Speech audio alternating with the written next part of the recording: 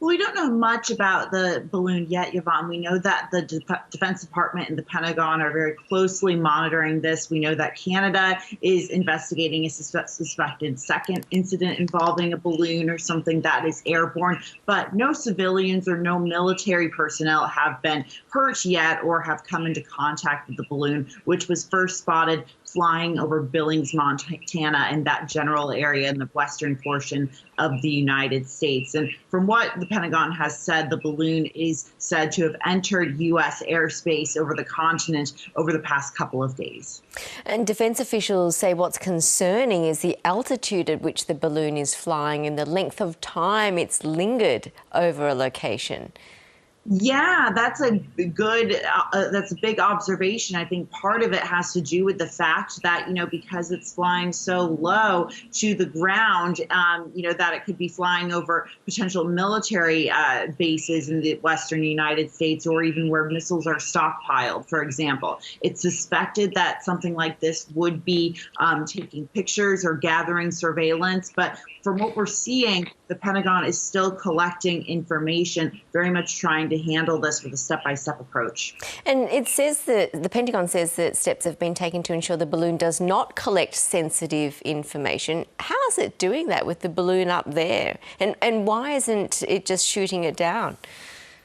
That's a good question. To be honest, I'm not sure how that's working at this point. And I think the Pentagon is trying to, prevent that information from going public at this point because they don't want the Chinese to catch wind of that. And in terms of whether the balloon, how they get the balloon down, we know that the Pentagon and U.S. military officials have confirmed that they're not going to shoot it down because the threat to civilian life is just simply too high or, too risky at this point.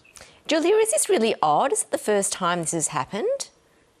It does seem very odd right now, and it was quite a peculiar story in the United States last night. I think when I saw it, I was a bit shocked. You normally don't hear about these spy hot air balloons or balloons flying over U.S. airspace, but it's obviously a major concern because normally a major country like the United States, the airspace is heavily guarded, heavily protected, especially in a post 9/11 world. So it's peculiar how this happened, but what's even more peculiar is the timing of all of this. We know that Secretary of State Antony Blinken is supposed to head to Beijing next week. No doubt this will come up, but China is essentially distancing themselves from this, saying the United States shouldn't make any brash decisions or rush to any judgments at this point.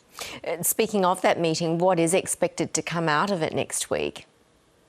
Look, I think the Secretary of State is obviously going to talk about increasing tensions between the two countries. I think China's growing influence in the Asia-Pacific region is obviously going to be a big topic of discussion. We know that the United States has been, working to push back against that. But this, I think, obviously could very much come up because this would probably be seen as crossing a major red line for the United States in terms of, if confirmed to be a Chinese, balloon that's spying and collecting surveillance on the United States, that would cross a major red line. So this could have major repercussions in terms of diplomacy between the two nations, or potentially, military relations between the two countries. So a lot could happen before the meeting, depending on what they find out about this mystery balloon. Julia Manchester, thank you for joining us again.